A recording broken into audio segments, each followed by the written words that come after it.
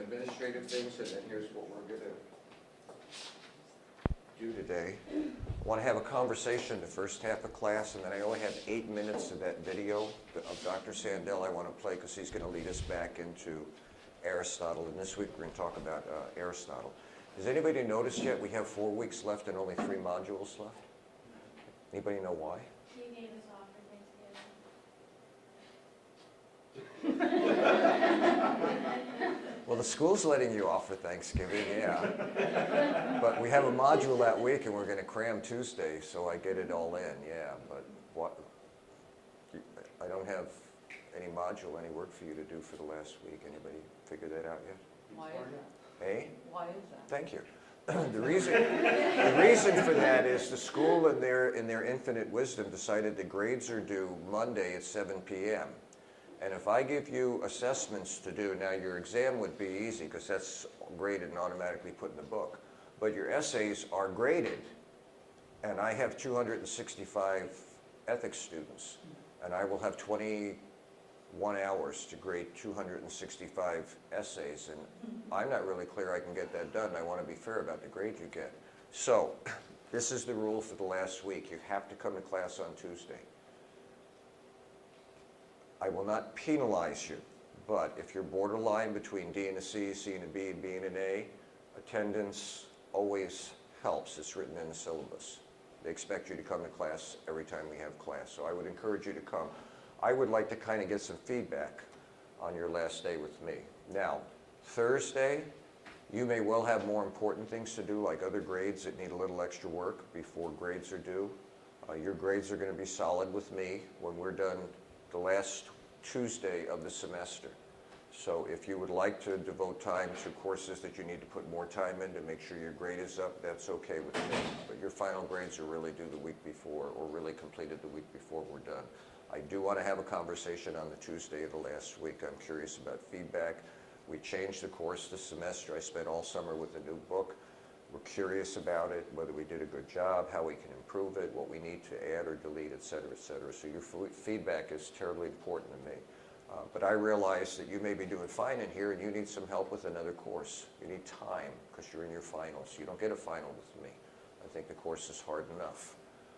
Just with the, you have 13 exams, I think, with me, or 14 exams. So that's kind of my ground rules for the last 4 weeks that we have.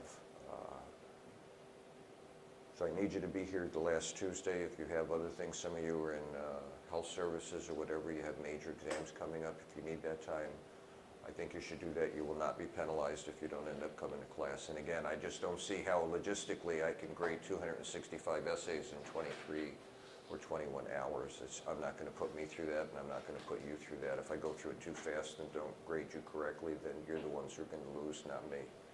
So in all fairness, I just set the course up that way. It was just a big load. Normally grades are due on a Tuesday at 9 p.m., which gives me 2 full days to read, and that's not a problem. But for whatever reason, the wisdom didn't provide that window for us this semester. So that being said, we are at the end of the semester. We're in the home stretch, and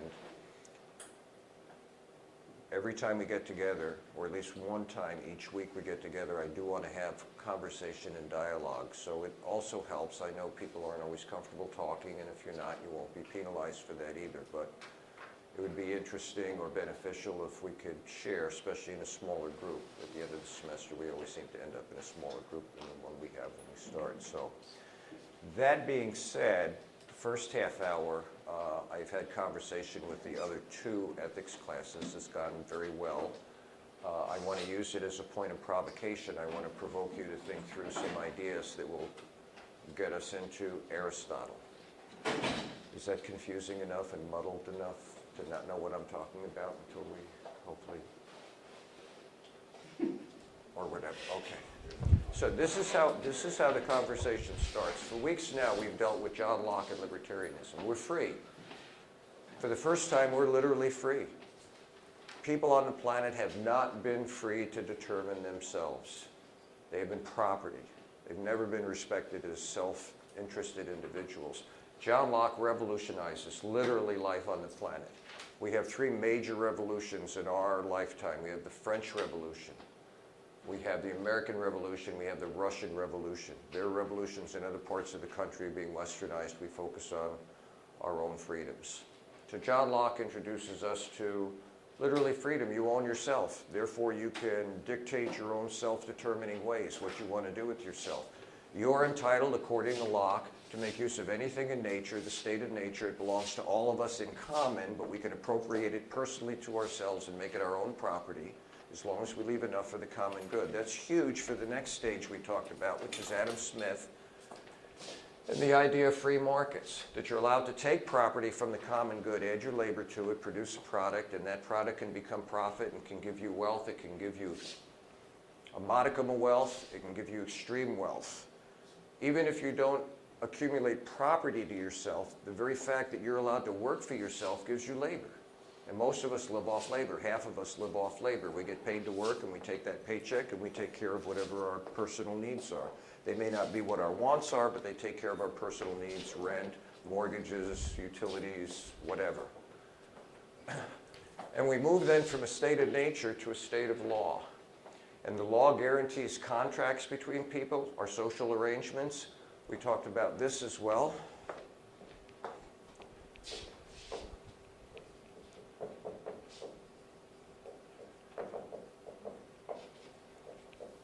This state of law defines the parameters of our social contract, and this social contract is what establishes our social relationship to one another. Because we're a capitalist free market society, contracts have to be included, property has to be respected, and then however we define what the piece is. Through that capacity, we are suddenly free to follow not only our self-determination, but our self-interest. For the first time, you're allowed to market yourself. What do you want to do with yourself? What do you think is important to do? What do you think the direction of this contract dictates? Where should we go with this? And now suddenly your self-interest comes into play. And Rawls recognizes self-interest. Am I not on? I think I'm on. Oh, okay. No, I think I'm on. If I'm not, I'm not on. Vales recognizes self-interest. And he says the problem with self-interest is the distribution of benefits and burdens is often unbalanced. And so he suggests as a principle of fairness, what we have to do is handicap ourselves behind a veil of ignorance when we make the initial rules of social engagement, so that we have justice as fairness. And this always has to do with opportunity. Sorry, this is very fast because I want to get this in. And wealth. In the modern age, justice is defined by distribution of benefits and burdens. And this all comes about thanks to Locke in about 1680, because suddenly we're self-determining individuals. We have the right to invest in our own self-interest, or corporately as a society, in our social best interest. What do we need as a society to flourish? And the central part of us is libertarianism, the right to decide for yourself. I have the right to swing my arms as much as I want, as long as I don't interfere with your right to swing your arms for yourself, and in the ability to suddenly make wealth and express my self-interest. Everybody follow that? It's a real simple principle. And this is how justice has been defined in the West in the modern era. It's based upon freedoms. It's based upon a market that allows wealth to be accumulated. And then the main focus of our social contract is this distribution of benefits and burdens. So you were asked on your essay, oh, by the way, before I get to that, does anyone have a problem with the capacity to make wealth in our society? Anyone who accesses property, adds their labor to it, can make a product? Is there any inhibition or prohibition against anyone having the capacity to do this? Can anybody make wealth in a capitalist society if you follow the precepts, right? It's open field, you know? Anybody who has the capacity can access wealth. Not only theoretically, but in a practical sense. You have to have an idea that you can sell. That's the whole point of it. If you have an idea that you can sell, you can make wealth. You make a little wealth or you make a lot of wealth. If you don't have an idea that will make you large wealth, then you end up adding your labor to the market system, and you can make a decent living When we had unions and GM was worth $20 billion a year, the union said, you're making money because we know how to put cars together that are desired by the public, so we would like a larger share of the pie. And for a while, unions, when they worked the way unions were, I think, originally designed to work, line workers made a good living. They just had to expose some coal workers down in, must have been Kentucky, one of the Appalachian states. A lot of it's dried up. One of the coal workers said, you know, I was making $95,000 a year. I had a house paid, I had a car or a truck paid. He says, I had a comfortable living, I had money in the bank. Now I don't have a job. We've made a decision, or at least some realm in the politics has made a decision environmentally that we're going to get off of coal. And everybody was working for coal. Well, I shouldn't say everybody, but large numbers of people, suddenly their jobs evaporated. All they had was their labor. Now their labor's worth nothing because the people don't want to encourage the production and the use of coal. But even as a laborer, you can make decent wealth. Now, you're not going to be a millionaire off of your labor, but everyone has access to the capacity to make great wealth because we have a capitalist system that, in the fundamental workings of it, allows for people to access the process, the system, and to make great wealth. And no one has a problem with that, do they? Anybody? I mean, you need to speak up. I don't want to be the only one talking to you. No one has a problem with the capacity to make wealth under a capitalist system.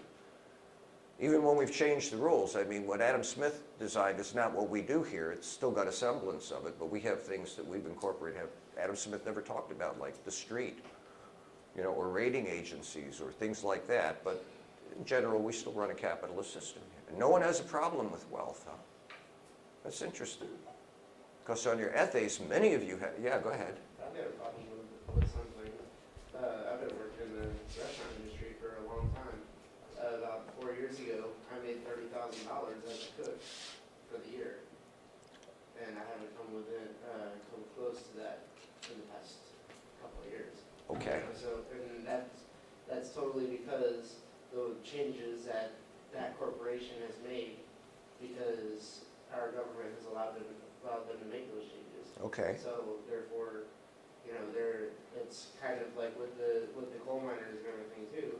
They're taking things away, and they're losing out on these privileges that they previously had, and the ability to make the money that they were making. And so now they're losing their homes and they're losing their livelihood because of all these changes. So it's, you know, they're capitalizing for themselves, and they're taking it away from the smaller person, all the benefits and everything that those people were seeking when they went and got the job there.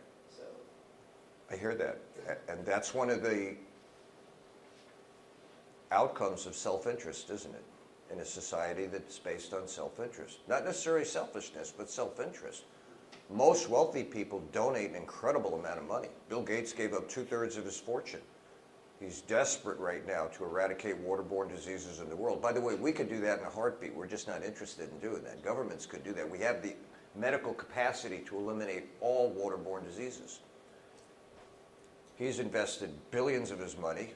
Warren Buffett invested billions of his money. Wealthy people regularly invest in things they're self-interested in. So self-interest then is part of the heart of libertarianism. It's self-interest.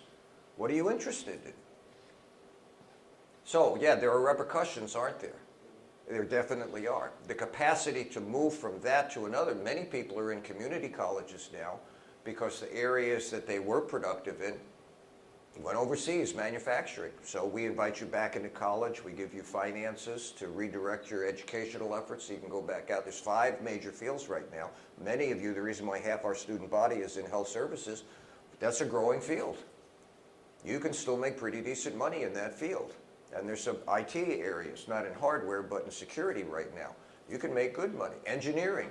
With a bachelor's degree, you can make $60,000 a year in a heartbeat. And if you're willing to get out of your comfort zone and go to another country, you can make huge money. 80% of the world has no infrastructure. They have no water pipelines. They have no sewer system. They have nothing. They have no bridges. They have no road. Engineers are tinker toy builders. And the world is desperate for engineers right now. We're going to produce 72 2,000 engineers this year, 36,000 homegrown, 36,000 from foreign countries, because we still have the best university system in the world. India is going to produce 350,000, and China is going to produce 700,000, and that's a drop in the bucket for what the world is gigantic. If you've never traveled outside, the world is gigantic. It takes forever to go from one place to another. No infrastructure. But that takes self-interest in realizing this is not going where I need it to go, so I now need to reinvest myself in another. So yeah, there are repercussions. And it's always about self-interest. That's what libertarian values promote. What do you want your life to be? You can set your own course. You can try and create your own destiny. It doesn't always work out the way we want it to. But at least the capacity in theory and in practicality exists there if we want to take the step. I could literally go into Mexico on 500. I thought about retiring to Chile. I've been in Chile before. And because I speak Spanish, if they hadn't hired me full-time, I was going to go down to Chile and retire. $500 a month? I can live really nice. Not where the gringos live, but with the Chileans. I don't have a problem. I fit right in. I got a gringo accent, but I can communicate with them. But you have to be willing then to self-interest yourself outside of your comfort zone too. That's not always easy. I accept that. There's difficulties that go along with the system. Well, one of the problems is that a lot of these big companies, they projected themselves as trying to develop mutual interest with their employees, and they gave them all these incentives. And now, just because the economy tanked and everything like it did, Took them away. they took them away. Sure. You know why Publix is as successful as it is? All college days, when all the faculty and staff get together and you all get a day off, they had one of the top maybe 4 or 5 people from Publix come in and talk about Publix. I did not realize this. They are a fully owned company by the employees.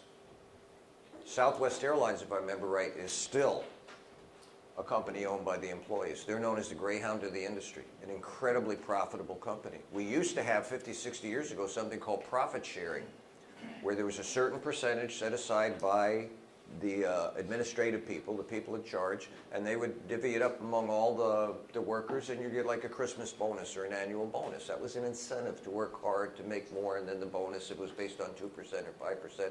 The company made more money, you'd obviously get a bigger bonus whenever they gave out the bonuses. But again, it comes down to self-interest. It's always about self-interest. How many of you want to give up your A to someone who's only going to get a B? I'll do it for you. I mean, I'll honor your self-interest. Anybody want to give up their A for someone who's getting a B and wants an A instead, or needs an A to go to med school or something? See, part of libertarianism is we do want more rather than less. And it's not necessarily greed.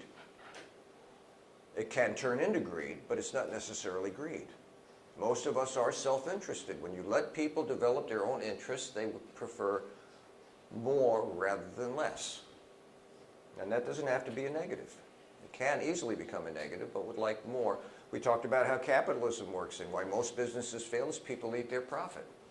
They eat their seed. Well, you can't grow if you eat your seed. You can't do that. We want a fancier car. We want a bigger house. We live at the limit of our income. I mean, it's just about self-interest. Now, I'm not saying negative or positive. It's just self-interest. People would prefer more rather than less in the general population. I mean, if I was giving away A's, how many people would say, no, I've only earned a B, don't? If I could make a phone call to get you out of war, how many of you would say, no, I'll go do my duty? Go ahead, you would. I know you would. Okay, so then that brings me back to the essay again. It was interesting that we all prefer a capitalist system, all prefer the wealth that's available and accessible. But when it comes to the influence that goes along with wealth, we resented the wealthy because they control too much of the governmental decisions that decide how the playing field is balanced and the distribution of benefits and burdens. Which brings me to Aristotle. Didn't they earn that right? Well, let me take money off the table for a minute.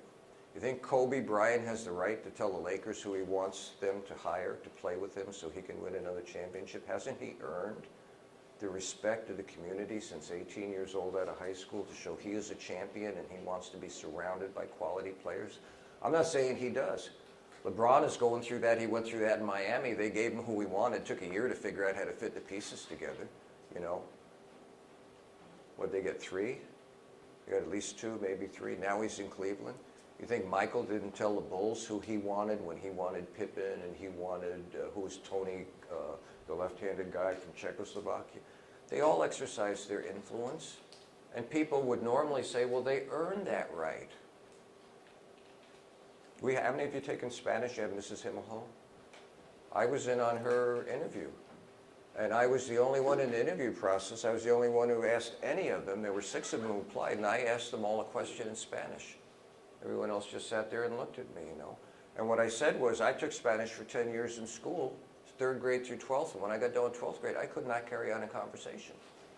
Because you don't, well, I'm going to get in trouble for this. It's very hard to learn a language grammatically. And I might be repeating myself, I am, forgive me. My oldest boy just had my 3rd grandson. And I told him after a month or two, I said, start teaching, his name's Parker James. I said, start teaching Parker Spanish. He says, how am I supposed to do that? He's only 2 months old. I said, how are you going to teach him English? Oh, and I said, either turn on the TV at night and put it on Telemundo or something so he hears the language, or get CDs or whatever, because that's how he's going to learn. We all learn the language by hanging out with the language. By the way, when you have kids, don't teach them baby talk, because then you're going to have to teach them adult talk. They will learn whatever you teach them. They're just little blank computers, information in and information out. So I met Parker on his first birthday. It was the first time he'd seen me since he was 2 months old. And as soon as I saw him, you know, his daddy said, say hi to, they call me Poppy. And, you know, he picks up his arm and show him a camera, and he'll go, you know, waving like this. And I started talking to him in Spanish, and he looked at me really weird, and then he looked at his dad, and then he looked back at me, and I thought, oh, someone finally has the language coming out of their mouth that you've been hearing at night. So in the interview with these 6 people who were candidating for the job, I asked them a question in Spanish. I said, I took Spanish for 10 years, couldn't talk. I said, what's the value of learning a language if you can't speak it? Do you have a, we call it a proposito, a proposition for how you're going to make it so that when they leave your class, they can converse in Spanish? It's a tool. And no one in the interview knew what I was talking about except the people who were interviewing for Spanish, and they all had an answer. And 2 of them had good answers as far as I was concerned. One fellow who candidated over the phone from Toronto, he was a native French speaker, but he was fluent in Spanish, and he was also candidating for a job in Toronto, so he had to be there. But he did excellent. He literally did a 10-minute teaching over the phone. Imagine how hard that would be for any of you to teach over the phone. He did an excellent job, and Miss Himmelho did an excellent job too. And when it was all done, and we parlayed our heads together, you know, all the candidates throughout, and we parlayed our heads together, they said, well, who do you think? Who do you think? And then they turned around and looked at me. And I'm not drawing attention to me, I'm making a point. And they said, which would you prefer? And I said, listening to Miss Himmelho was like sitting in my class. When I was real young, they didn't teach us grammar. They taught us how to speak Spanish. Now, grammar comes with it, obviously. In fact, if you go to her class from day 1, minute 1, it's all in Spanish unless she has to explain something to you. I sat in on her class. I had to monitor it at the 8th week of Spanish 1, and her students could speak very rudimentary Spanish, and they had a very decent accent, which is the hardest thing, is to get the accent, to get over the fear of sounding like an idiot. And in the end, they deferred to my opinion. Now, why should I have that kind of influence? Solamente porque hablo español? Is that a qualification because I speak Spanish? Well, it's not a negative. By the way, how much is your opinion worth? It's for free, unless someone appropriates it and puts a value on it. Sometimes it's a negative value, and sometimes it's a positive. Don't give it away if you're not willing to give it away. So they deferred to my opinion. We hired Miss Himmelho. They deferred to Kobe's opinion. They deferred to Michael's opinion. They deferred to LeBron's opinion. But when it came to wealthy people and politicians deferring to their opinion, that seemed to be a big issue for people. And I just sit there and I think, wow, these are people immensely successful. They know how to govern industry, at least. Some people thought they were just as dumb as bricks, but you don't get to be in that position if you don't know how to govern an industry. Now, some of them are born into it, not all of them are fully qualified. Anybody remember Lee Iacocca? Turned Chrysler around, the first government bailout, turned that company around. He invented the Mustang. Jack Welch, probably a name you don't know. He took GE and turned them around. He's just a giant in it. And by the way, most people who are looked to for advice by politicians are not wealthy people. They want their money for advertising. But they're people who aren't wealthy. They come from think tanks, people who are willing to sit down and think outside the box and try and give them ideas. I'm not saying they're good or bad ideas, but it's just interesting. We all fall in love with capitalism, but when it comes to people who've earned maybe the privilege or right to influence, oh, they have too much power. What's too much power?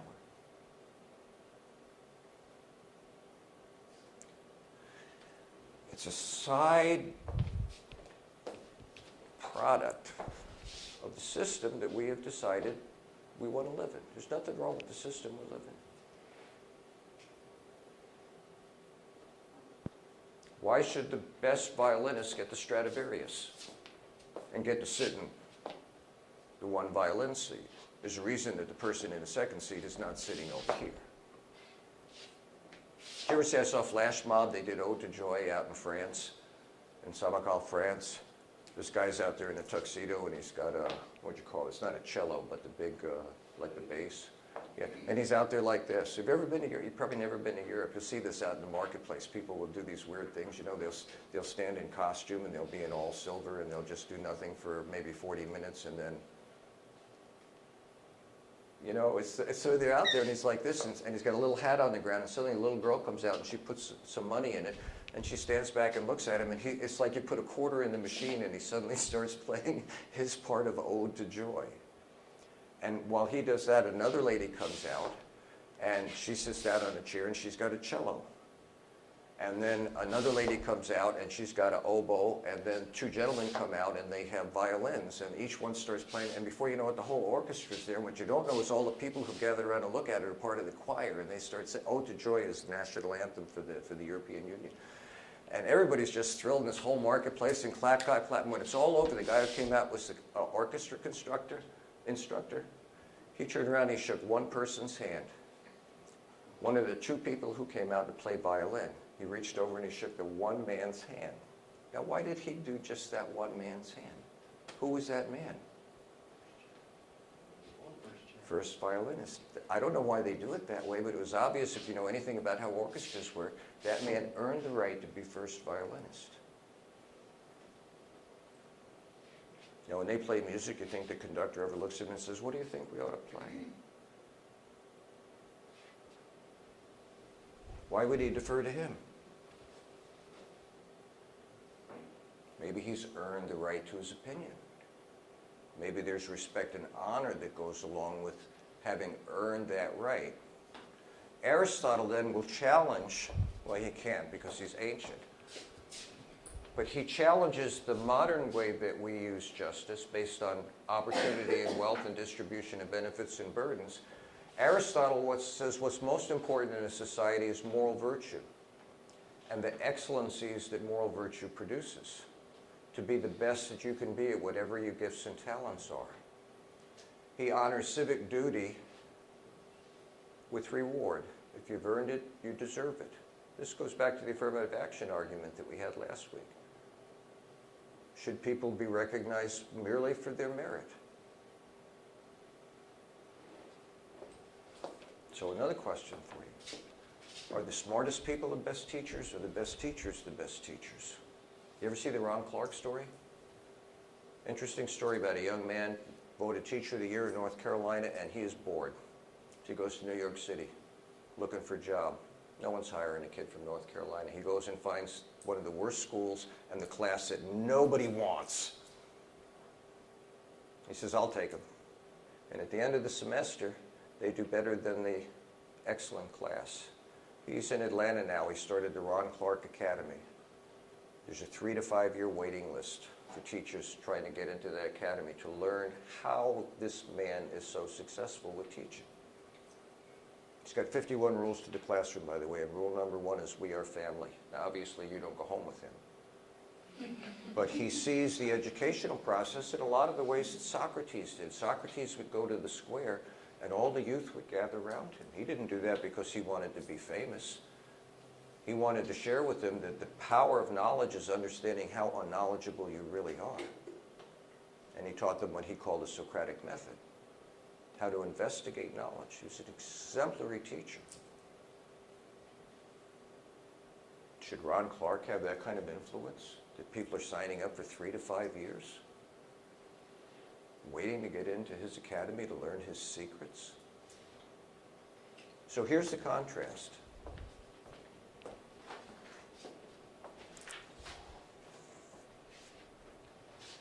In the modern sense of justice, we elevate self-interest. There's nothing wrong with self-interest. And what self-interest can produce. In the ancient justice, government was about forming and endorsing certain values of character. The best teachers, the best governors, the best thinkers.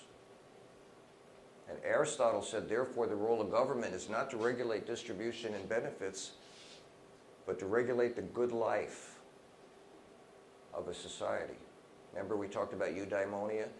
And Greeks by nature, as a heterogeneous people, want to bring everybody along in the same direction. And so he says, well, what is the good life? And if I can discover the good life, can I lead Greeks into the good life? And for him, the good life is about moral character. He doesn't have a problem with wealth and distribution of benefits, but it's not the highlight of what he says civic life is, social life is. For him, the highlight of social life is civic duty, what we owe one another. Moral character. 70 years ago was the last time we used this phrase. There was a generation we called the greatest generation.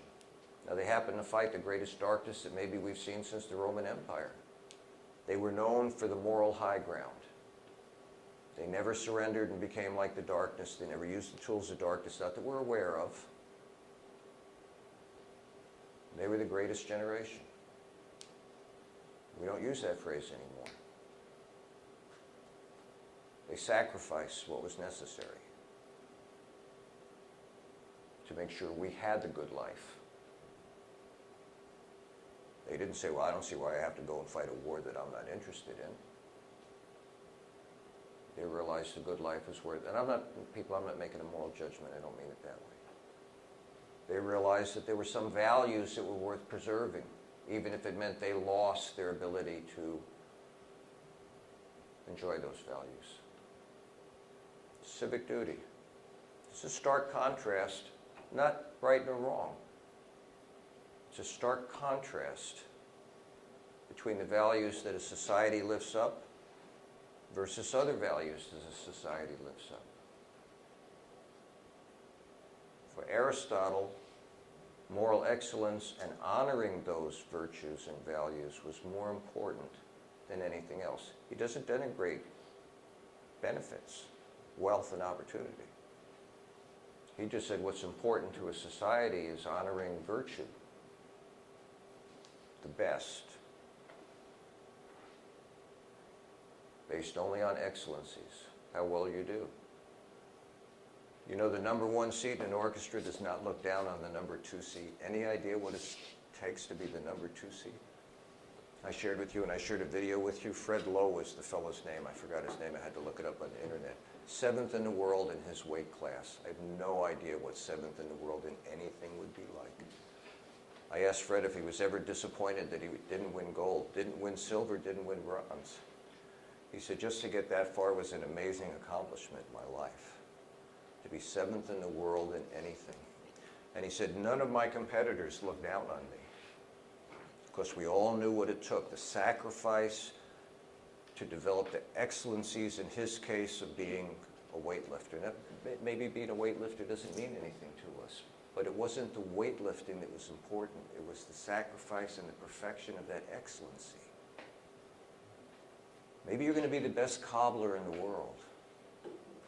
Or maybe you should try and be the best if that's what you want to do. Or the best runner or the best sprinter. I used to be a real good sprinter, and then a young lady named Patty Pace beat me in a race. I never had a woman beat me in a pace. Been athletic all my younger life. Never had a woman beat me. She beat me and my ego got crushed. It didn't occur to me maybe she could be an ally to me. Patty, how did you do that? No one's ever beat me before. How do you train? Never occurred to me to ask for help. So I don't want to present this as either or, but there are options, people.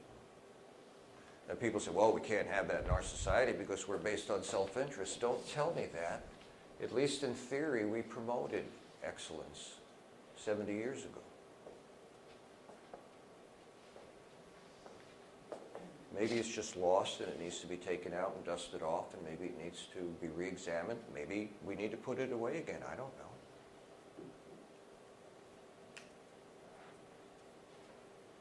Or it may be a tool we want to employ in our social arsenal.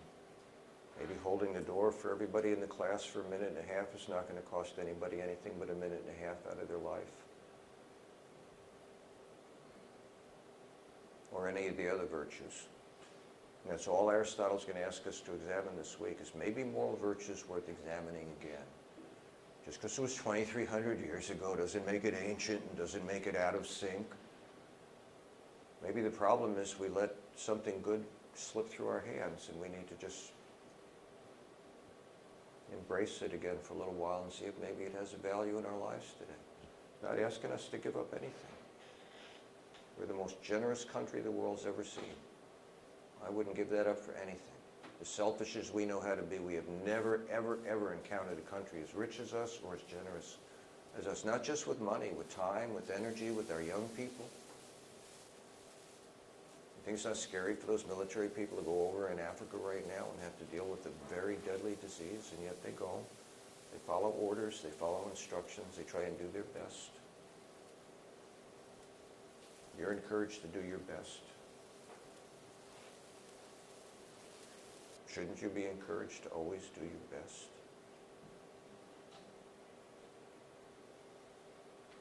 Maybe I'm just too old. I don't think so, but maybe I'm just too old. Your greatest fear is not that you're inadequate. Your greatest fear is that you're powerful beyond measure. So having said that, and here I occupied the entire conversation again. This is just 8 minutes. Dr. Sandel's going to set the stage. I think he's going to do this nicely. I have a few comments after, and then I'll let you go. Come on, Bubba. We turn to Aristotle after examining theories, modern theories of justice,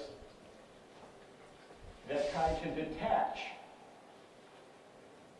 considerations of justice and rights from questions of moral desert and virtue. Aristotle disagrees with Kant and Rawls.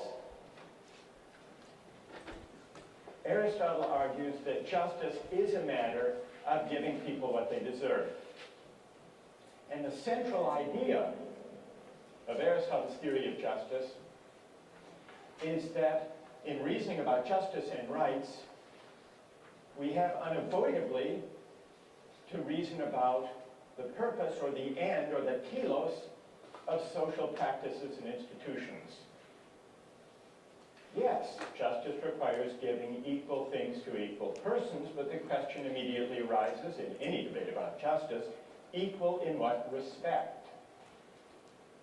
And Aristotle says we need to fill in the answer to that question by looking to the characteristic end or the essential nature or the purpose of the thing we're distributing. And so we discussed Aristotle's example of flutes, who should get the best flutes, and Aristotle's answer was the best flute players.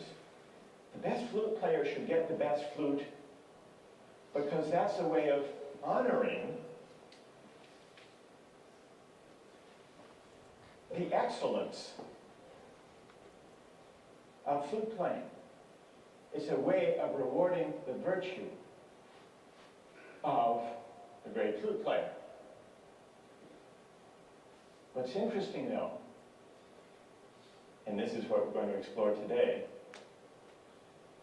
is that it's not quite so easy to dispense with teleological reasoning when we're thinking about social institutions and political practices. In general, it's hard to do without teleology when we're thinking about ethics, justice, and moral argument. At least that's Aristotle's claim, And I would like to bring out the force in Aristotle's claim by considering two examples. One is an example that Aristotle spends quite a bit of time discussing, the case of politics. How should political offices and honors, how should political rule be distributed? The second example is a contemporary debate about golf and whether the Professional Golfers Association should be required to allow Casey Martin, a golfer with a disability, to ride in a golf cart. Both cases bring out a further feature of Aristotle's teleological way of thinking about justice. And that is that when we attend to the telos, or the purpose, sometimes we disagree and argue about what the purpose of a social practice really consists in. And when we have those disagreements, part of what's at stake in those disagreements is not just who will get what, not just a distributive question, but also an honorific question. What qualities, what excellences of persons will be honored? Debates about purpose and telos are often, simultaneously, debates about honor. Now let's see how that works in the case of Aristotle's account of politics. When we discuss distributive justice these days, we're mainly concerned with the distribution of income and wealth and opportunity. Aristotle took distributive justice to be mainly not about income and wealth, but about offices and honors. Who should have the right to rule? Who should be a citizen? How should political authority be distributed? Those were his questions. How did he go about answering those questions? Well, in line with his teleological account of justice, Aristotle argues that to know how political authority should be distributed, we have first to inquire into the purpose, the point, the telos, of politics. So what is politics about? And how does this help us decide who should rule? Well, for Aristotle, the answer to that question is, politics is about forming character, forming good character. It's about cultivating the virtue of citizens. It's about the good life. The end of the state, the end of the political community, he tells us in Book 3 of the Politics, is not mere life. It's not economic exchange only. It's not security only. It's realizing the good life. That's what politics is for, according to Aristotle. Now, you might worry about this. You might say, well, maybe this shows us why those modern theorists of justice and of politics are right. Because remember, for Kant and for Rawls, the point of politics is not to shape the moral character of citizens. It's not to make us good. It's to respect our freedom to choose our goods, our values, our ends, consistent with a similar liberty for others. Aristotle disagrees. Any polis which is truly so called, and is not merely one in name, must devote itself to the end of encouraging goodness. Otherwise, political association sinks into a mere alliance. Law becomes a mere covenant, a guarantor of men's rights against one another, instead of being, as it should be, a way of life such as will make the members of a polis good and just. That's Aristotle's view. A polis is not an association for residence on a common site, or for the sake of preventing mutual injustice and easing exchange, Aristotle writes. The end and purpose of a polis is the good life, and the institutions of social life are means to that end.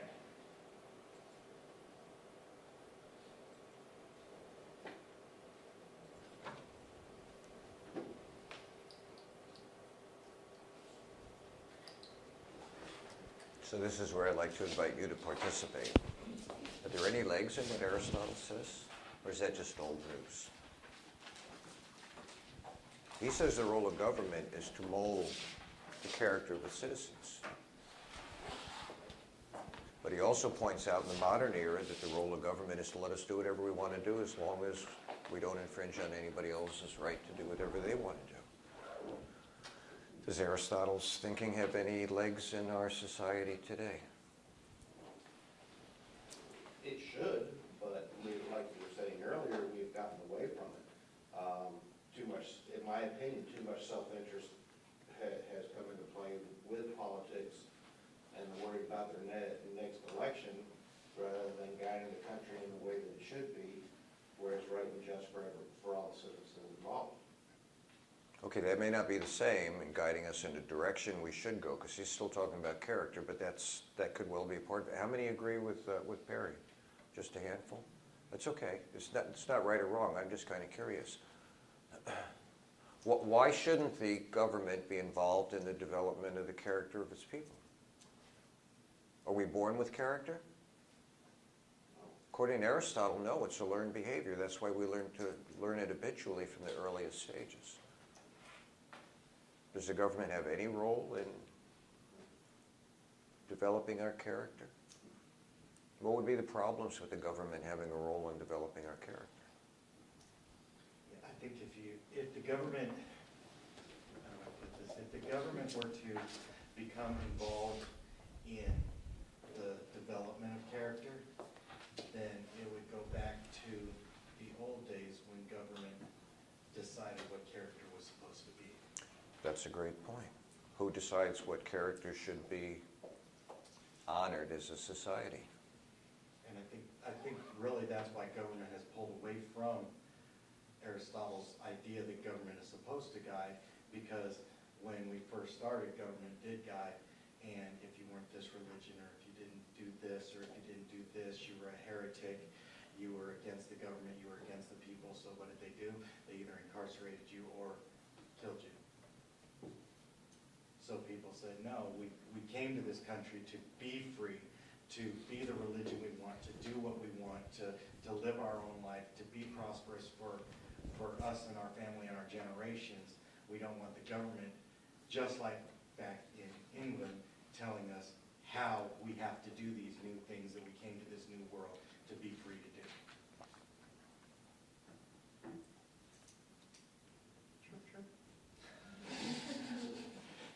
Endorsement, comments, criticisms? It's going to be me and him today. No, I won't let that happen, but for now, go ahead. While I agree with what he's saying, the problem is that the government is comprised of its citizens. The citizens decide what characteristics the society should have. So therefore, not necessarily getting into the punishment part of it if you don't have this character, but the government itself has to emulate the characteristics that the society wants to have.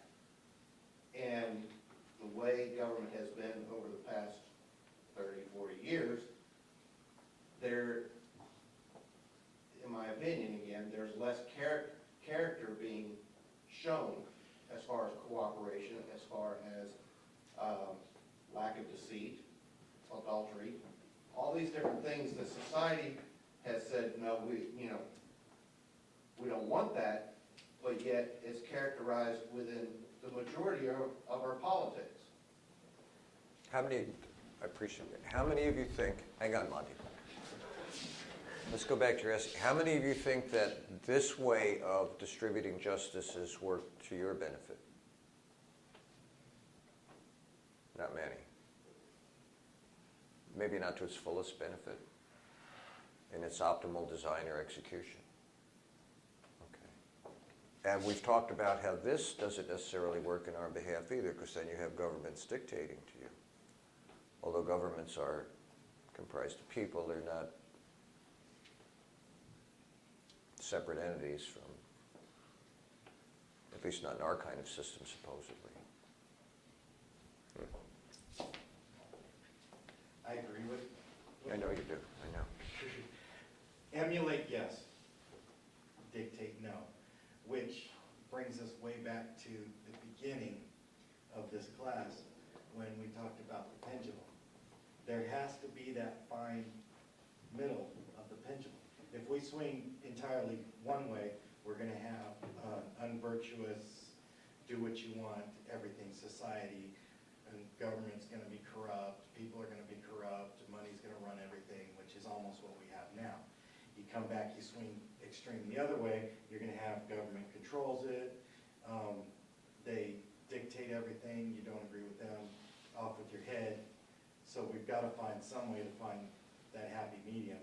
And unfortunately, I think with greed and money running the world as it is now, money is kind of kicking that pendulum to the way of what's in it for me.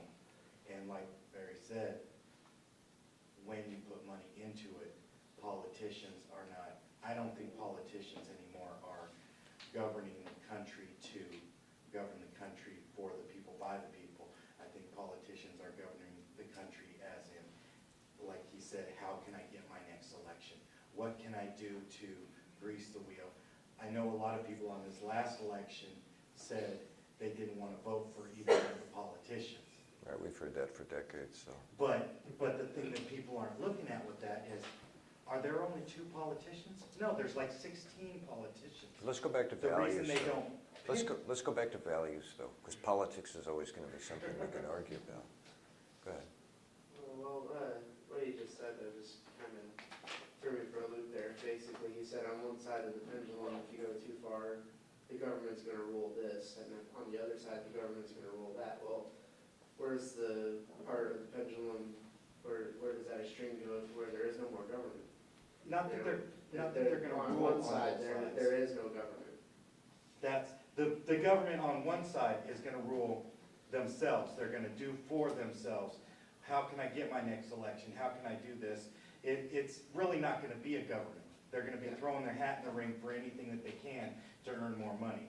The other side is the government is going to tell the country, this is exactly how you're going to run. Here's my concern. At the very beginning of this country, at the inception, you had very wealthy people set down rules and standards that gave us the freedom to be what we want to be.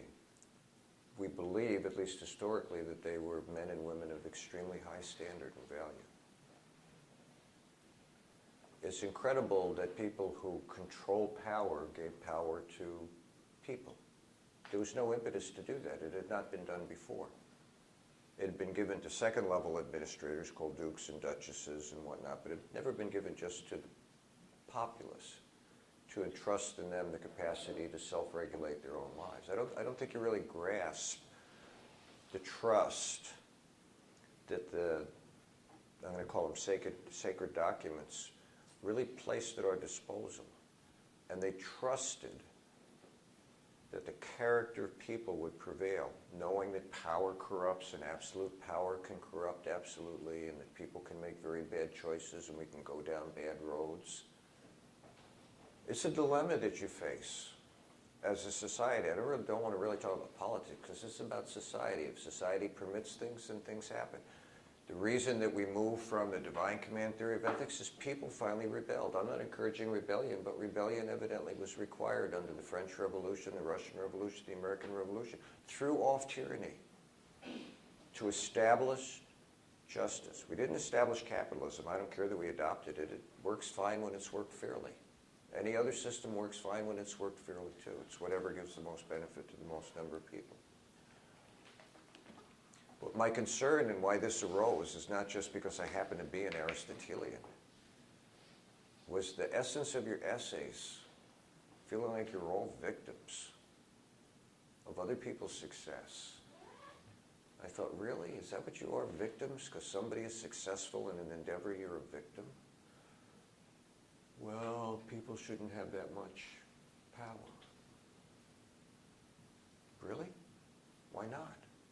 What would be the rationale for that? Aristotle says if they've earned it, don't they deserve it? Why do we attribute malcontent to people who have earned it? Why do we assume they'll be malevolent or they'll be negative to the exercise of it. Aristotle's talking in a way, when he talks about the polis or the political community, he's talking about people who are invested in the community, not in themselves. He says virtue can do that if we develop virtue and not self-interest. There's nothing wrong with self-interest. Everybody's self-interested. But he says the value of developing virtue is virtue looks outside of yourself to what's the good life, what's best. Not a utilitarian, what's best for the most. This is what's best for everybody involved. He's not talking about a paradise. He's not talking about a utopia. He's just saying, from his point of view, if we take the time to develop virtue and character and honor those values, we can have the best life, what he calls eudaimonia, or the good life. And he puts the other stuff aside. It's the corruption or the expression of self-interest over the interest of the good. Not necessarily the common good, but the good that comes out of good character, of good virtue, of excellencies. And he says those are the qualities that if you honor them, you offer people the best in life that they can have. Or we could just go back to the king, queen, Caesar, pharaoh, emperor, czarina, czar, and just be their property and they dispose of us the way they want. 1 minute, go ahead. What I was saying earlier about, well, it was my own personal experience, of course, but doesn't that in itself show the problem with our libertarianistic and paternalistic society? It has Because they swung their elbows and they hit me directly on my nose. So now, after 16 years of working in the restaurant industry, I see that I need to go and make a change in my life and find some other new direction. But it was because of that right there that they took all those things away from me personally, and it's not like a matter of victimization. It's more like just kind of like a wow, sort of, you just kicked me in the face, and now what am I going to do about it? Why doesn't somebody step in and say, hey, you guys can't do that to these people? That's where the paternalistic is supposed to come in, but it doesn't come in. So I hate to lock horns with you on that. Don't, because it's not your turn. Go ahead. I was just gonna say, I think what people are afraid of is the fact that even if it was in for any of our self-interest, if we were in a position of power, I don't think would be a problem. But I think it's when you see someone else, you're not really sure if they're gonna actually use that for a virtuous type thing or abuse the power. So you're never really sure whether or not someone's going to be abusive towards that. So, I think it's hard to determine in a sense. Sure. And that's why for Aristotle, virtue isn't just you. It's not a popularity where you suddenly show up on the scene and everyone, Aristotle is Plato's student. Plato writes a book called The Republic, and the people who should rule, he thought the best rulers were philosopher kings. And you had to go through a 50-year training period that was very regimented. You had to learn physical arts, you had to learn the emotional character of people, you had to learn the rational arts, and then you had to live with the people, literally, for a decade. It could be male or female. He didn't have the problems that Aristotle had with women. For Aristotle, he just saw the excellencies in people's character. But it takes time to develop virtue, and that's where the trust comes from, because you see the development of someone's virtue. It's not like they just, you pull them out of a hat and say, well, isn't this one cute? Let's use this one. There's a process that's involved. See, now I don't know that, I'm just throwing it out there. Is it something worth examining, or Socrates began this saying, the examined life is the only life worth living. Plato develops it further, saying if we develop virtue and character, then we can have confidence in, and again, they're locked into the role of society. The people serve the government didn't serve the people, but rather than the tyranny that we're used to, he was talking about a beneficent people who served their people and did what was right in their best interest. And then Aristotle takes it to the point of virtue and rewarding and honoring people at whatever level of development, of excellence that they develop. And when we begin to honor those qualities and characteristics, Aristotle thought that would make us the best society. where it wasn't a matter of superiority with who had more than someone else. It was the matter of who developed their virtues to the highest level that they can. Look, not everybody's an A-type. I hate to tell everybody that. Not everybody's a B-type. Not everybody's going to be a millionaire. But if, in Aristotle's thinking, and even with Socrates and Plato's thinking, if you developed to the highest level that was your capacity, should we not honor you? Should we not respect that? And I just wonder if there's legs to that idea, rather than merely self-interest. That's all I'm trying to suggest to us today. Self-interest is inescapable. But maybe there's something that should govern self-interest, and it should be, if you were in my intro class, we would talk about Confucius and how for 2,000 years he changed a warlording nation into a nation that, for the most part, honored benevolence, honoring one another and esteeming other people. And for 2,000 years, China pretty well put away their warlord mentality. They earned it back again. But the influence on character development within,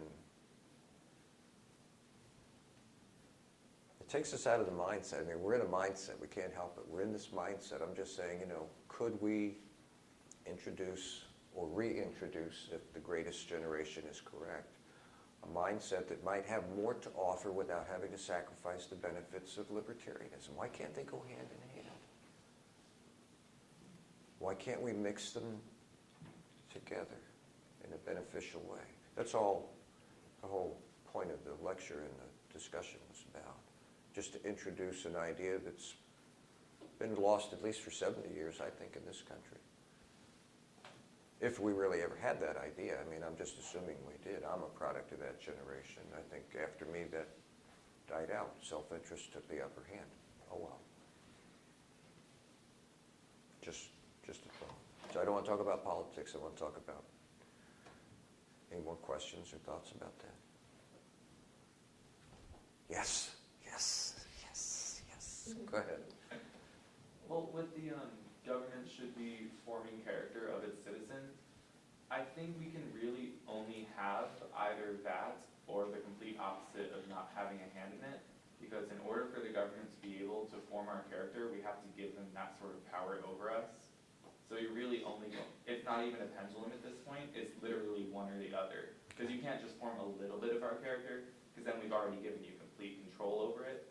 Not saying it's a bad thing, because we do need some help with that, but for the government to be the ones that should do that, I'm not sure is the case. And I don't disagree with that. Part of that mindset then is that we are in the mindset of the kind of government we have controlling or not controlling, as opposed to the kind that Aristotle's promoting, which is a much different government, in theory, than what we have. So, okay, cool. Red light, green light. I will see you on Thursday. Thank you for your time today.